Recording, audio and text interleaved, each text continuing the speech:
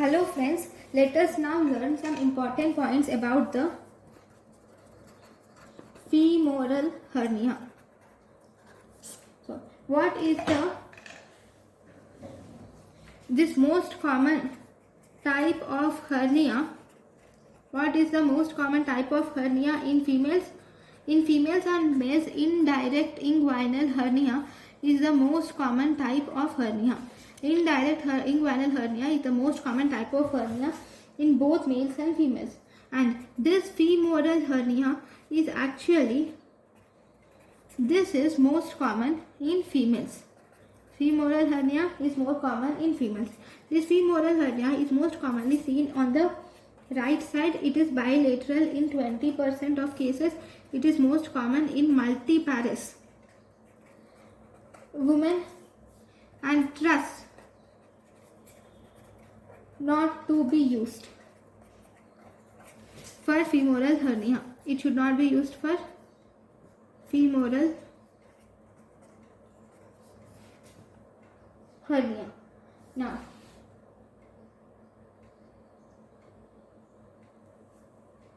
one important thing about femoral hernia is femoral canal is actually rigid and it is narrow. Because the femoral canal is rigid and narrow, there will be increased risk of strangulation.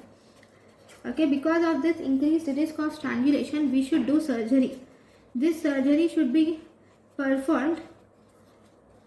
So we should do surgery as early as possible. Surgery should be performed as early as possible. Why? In order to prevent strangulation, you should do surgery as early as possible. So this is about the femoral hernia. One more important thing is what is the diameter of the femoral ring. Diameter of femoral ring is around 1.25 centimeters. And what is the length of the femoral ring? Length of the femoral ring is 1.25 centimeters. Femoral canal is 1.25 centimeters. So it is so narrow. Okay. Now, what are the clinical features? What is the clinical presentation? If you see the clinical features, here you will see presence of a swelling will be present. This swelling is located below and lateral to pubic tubercle. A swelling will be located below and lateral to pubic tubercle. Now, what about the treatment? In the treatment, you can give 3 incisions. Incisions which can be given are of 3 types. One, you can give subinguinal incision. You can give inguinal incision. And you can also give suprainguinal incision. Subinguinal incision is below the inguinal ligament. If you give an incision below the inguinal ligament, it is called as Lockwood incision. If you give an incision in the inguinal ligament, this is called as Lorthian incision. If you give an incision above the inguinal ligament, this is called as McCready inguinal incision. Okay, now what about the treatment? Treatment is you have a procedure which is called as Henry's procedure is done. What do you see in Henry's procedure? Henry's procedure is you will do a midline abdominal. You will do a midline abdominal extraperitoneal.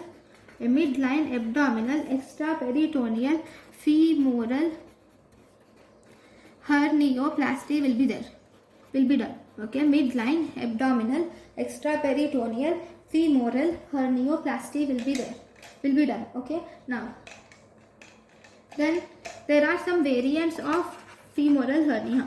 So what are the variants of femoral hernia?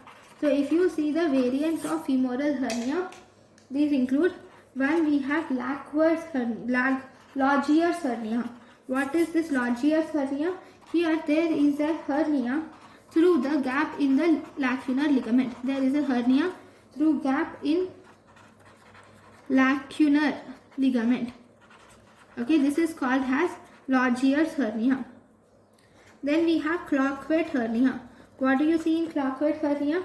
Here in this, a hernia is located behind the pectineus fascia. Here a hernia is located behind the pectineus fascia. So this is Crockett hernia. Then we have next hernia, which is called as Nerath hernia. What do you see in a Nerath hernia? In Nerath hernia, this is actually seen in congenital, in conditions of congenital dislocation of hip. It is seen in conditions of congenital dislocation of hip.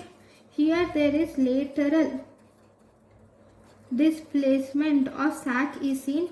Here you will see lateral displacement of sac, and the sac is mainly located between the behind. A sac is located behind the femoral vessels.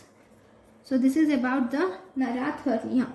So these are the important points about femoral hernia. Thank you.